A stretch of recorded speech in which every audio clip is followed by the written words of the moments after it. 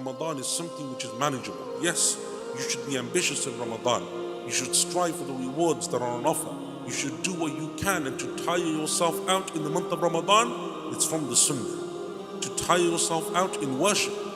If you have to manage your situation, because most people are still working, most of our youngsters are still studying, that you have to do extra, that it makes you tired, that it's something which brings fatigue, that it's something which you find that it's stressing you to a certain level, that is something which is from the Sunnah, so long as it doesn't go to an extreme.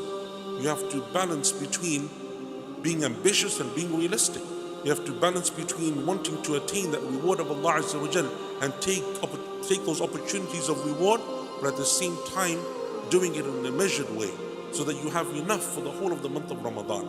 That's something which is extremely important. Find those acts of worship that are great in reward, but that are also easier for you to do. Reading the Quran as much as you can whenever you have a moment that's spare.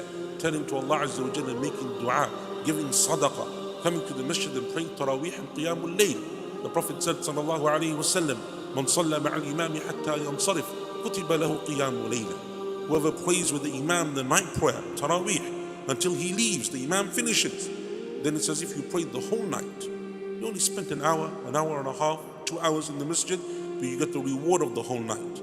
There are amazing opportunities for reward. But as ever, it is a time when you also have to show discipline, show perseverance, show to Allah subhanahu wa ta'ala your desire to seek that reward. And if you ask Allah Azza wa Jal for His help, you approach this month of Ramadan with that sense of hope, wanting to take benefit of the rewards and opportunities that are available, then Allah subhanahu wa ta'ala will make things easy for you. This Ramadan, doesn't matter what you did last Ramadan. Doesn't matter about the Ramadans of the past, they're gone. May Allah Azza wa Jal accept them from us. May Allah forgive our shortcomings therein. But this Ramadan, it's another opportunity. Make this the best Ramadan that you've ever had.